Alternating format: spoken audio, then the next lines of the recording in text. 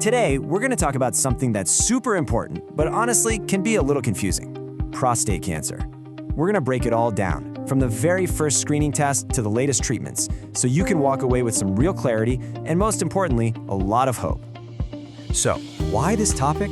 Well, because this isn't some rare disease. We're talking about one of the most common cancers in the entire world. Understanding this is it's crucial health knowledge that affects millions of people, and maybe even you or someone you love. But look, let's get right to the headline here, the single most important thing you need to hear. Dr. Carlos Vargas from the Mayo Clinic says it perfectly. If we can find prostate cancer early, it is treatable and curable. That one idea, that finding it early is the key to beating it, that's the main takeaway we're going to keep coming back to. So yeah, that's our first big section. A common cancer, a cure. The idea is simple, right? While it's a widespread disease, the power to win the fight often comes down to just finding it before it really gets a chance to become a major threat. Okay, so here's something you've really got to understand. Not all prostate cancers are created equal. You can kind of think of it like a tortoise versus a cheetah. Some cancers are super slow growing, they just hang out in the prostate and don't really cause trouble for years. But others, they're aggressive and they can spread fast. And that's exactly why screening is so important. It's not just about finding if you have cancer, but figuring out what kind you're dealing with. So the big question is, how do we find it early? Well, the good news is, the very first step is actually pretty simple.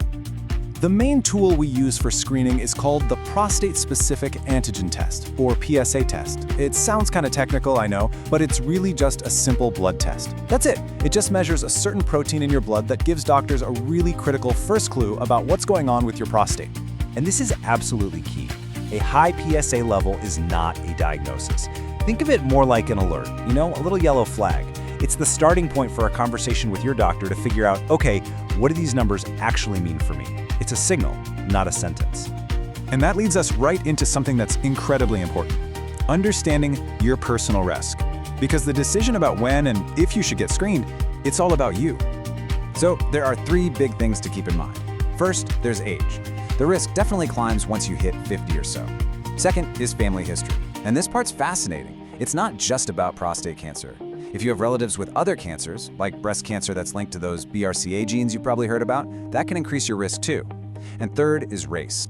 And I really want to pause on this point about race, because the numbers are just staggering. In the US, Black men aren't just more likely to get prostate cancer, they are more than twice as likely to die from it. Let that sink in. The reasons are complex, probably a mix of genetics and other factors, but it makes that conversation about early screening that much more urgent. Okay, so let's say a screening does find something. What happens then? This next part might actually surprise you, because it's about the power of, believe it or not, watching and waiting. Let's go back to Dr. Vargas for a second, because this quote is so important. Finding cancer doesn't mean you automatically get rushed into aggressive treatment. Instead, it starts a conversation to figure out the best plan for your specific situation. So after a diagnosis, you basically come to a fork in the road. For a lot of those slow-growing, tortoise-type cancers, the best path is something called active surveillance. It's basically a watch-and-wait approach with regular tests to keep an eye on things. But for the more aggressive, cheetah-type cancers, the path is active treatment. This is a huge shift in medicine, away from a one-size-fits-all attack to a totally personalized strategy. The point is, you have options. So, for those who do need active treatment, what does that look like now? Well, this is where the story gets really hopeful. The world of modern treatment is incredible.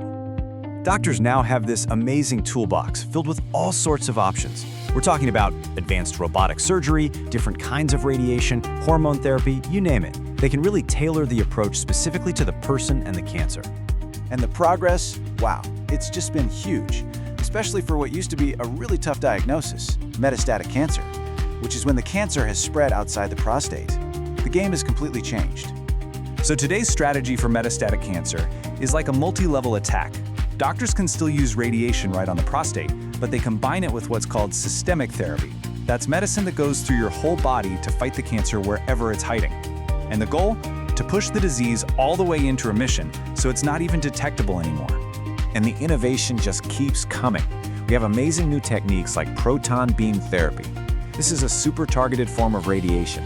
It's like being able to aim this powerful treatment right at the cancer cells while barely touching the healthy stuff around them. and that is a total game changer for reducing side effects. So, when you put it all together, we've got a common cancer, but we also have a simple screening test to find it early.